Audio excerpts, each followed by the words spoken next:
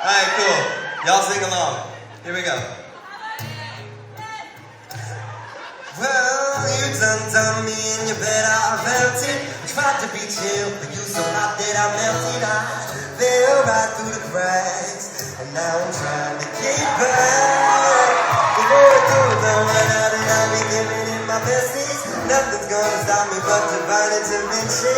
I reckon this again my turn to win some or learn some, but I won't hesitate no more, no more. This cannot wait. I'm yours. Oh, yeah. Listen to me, girl. Oh, open up your mind and see like me. Open up your plans and make you free. Look into your heart and you'll find love, love, love, love. Listen to the rhythm of the moment. We just dance and sing. We're just one big family, and it's our God who's ain't your right to be love, love, love. 'Cause you're the one that I think about all day. You're the one that I dream about always. You're the one, so I make sure I behave. My love is your love is mine. So I won't hesitate no more, no more. This cannot wait. I'm sure there's no need to complicate. Our time is short. This is our thing. I'm yours. So open up your mind and see like me. Open up, man, you're free. Look into your heart and you'll find love, love, love, love. Listen to the rhythm of the moment. We just dance and sing. We're just one big family, and it's our God-given right to be love, love. One more time. So I won't hesitate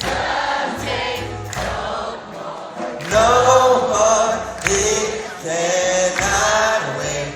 I'm sure there's no need to complicate. Our time is short. This is our thing. I'm yours.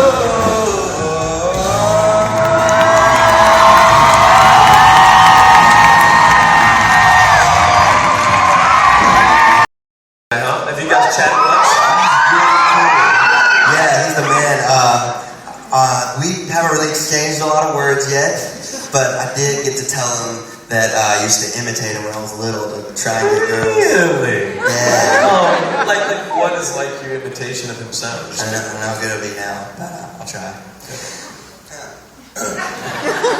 Sunday morning rain is gonna share some skin. I don't know. Not quite as high as him. I can't sing that high anymore. Dude, that's better than Adam. I used to imitate him pre-puberty, so like it was different. It sounded better. It sounded more like him. Dude, I love you. What?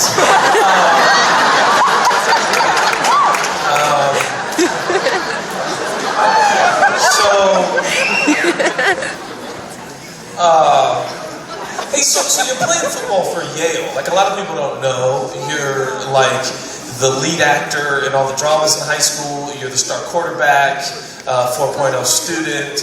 Like you're like pretty much anything you touch turns to gold, and then you grew wings and you could fly. And then you go to Yale, and you're playing football at Yale, just that old school Yale. You leave Yale and go to LA. Why? I got a call from my manager at the time, and she just kind of was like, get on a flight tomorrow. I was actually on my way to a football meeting, football camp, and she said, get on a flight at 6 in the morning, tomorrow morning. And so I went, and, you know, I just felt like God wanted me to leave. All the stars were kind of aligning. And, you know, the only thing holding me back was my fear, you know, like I was scared to take a chance, and I was scared to really change, you know, of the change of my life. I was finally getting into a groove of college. But I couldn't let that stop me. You know, I had to follow what I felt like God was telling me to do. So. Well, you look like a genius now, but when nobody turned around in the first season, you didn't look so smart. So, because you left Yale and a football scholarship, and then you're all of a sudden standing on the stage, and no one spins around, not even the country singer guy. He's pretty nice, you know what I mean? So, like, what do you do at that moment? You just kind of let the whole football thing go, and you're very, very good. People don't understand that. And you're in LA, and you think this is going to work out. And I mean, we all thought like 100% with your voice. I mean, Michael Bublé is like embarrassed when he hears you sing. So no one turns around though. Weird. What do you do in that moment? What happens to your confidence, your purpose, your plan? It was definitely a shot to my confidence. You know, immediately when I got off the stage, I don't know, I just felt like I was supposed to stay out in LA. You know, I really felt that in my heart. And so I immediately went to my parents. I was like, I'm not coming home even for a week right now. I'm staying out here. Wow. I'm not coming home. I'm staying out here and I'm trying to do this thing. It reminded me of like when I got my first wreck when I was in high school. You know, I told my mom I don't want to drive for like the next 2 months. And then she like threw the keys at me. I was like, go pick up your brother. You can't have that kind of mentality. So I just kind of was like, you know, I felt like I was supposed to be there, and I just had to trust, you know, that was what I was supposed to do. Like, God put this song, like, in my mind that I was just listening to. It was called Melody of You by Sixpence None the Richer. And it was just like, something in my heart just told me, like, I'm supposed to stay out here and sing and try and do this thing, whether it's for a career or just for a season. But it's a part of my story, and I'm supposed to stay out here. Like sing us like a part of that song, because I can't remember it. Of course, it's, this is my call, I belong to you. This is my call to sing the melodies of you. This is my call, I can do nothing else. I can do nothing else.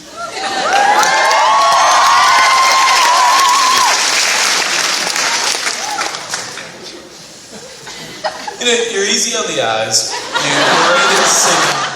You're great at singing. You're a great athlete, 4.0 student. I'm starting not to like you, to be honest. Wow. So, like, I'm just trying to think of stuff to make you sing, to be honest. Like, what's the Domino's theme song? You know?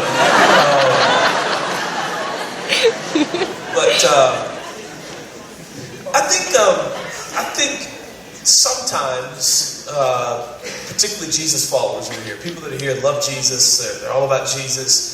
The music industry, for instance, is a very, oftentimes a place where Jesus is not loved so much, or so it seems.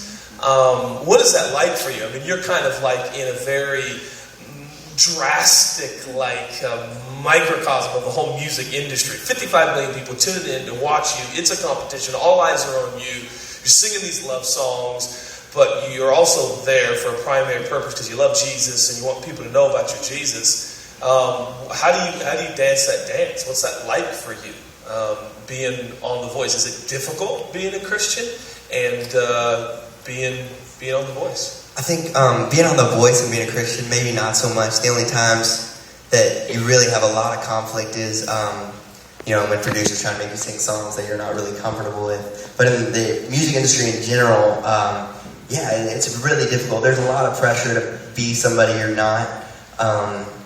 Yeah, and because it's all about who you know out there, meeting people and making sure they like you. And so, like, there's so much pressure to make people like you.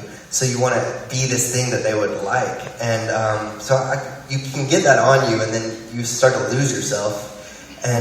But I had to realize that God is my source, you know, for everything. Right. No person is going to get me where I'm supposed to go. It's going to be God. And no person is going to stand in the way of where I'm supposed to go just because they don't like me or anything like that. And I also had to realize God's the source of my happiness, you know, and if this music thing doesn't happen, it's not going to be the thing. And if it does, it's not going to be the thing that gives me happiness. God is going to be the thing that gives me happiness, not my dreams or my friends or anything else. Wow, that's awesome.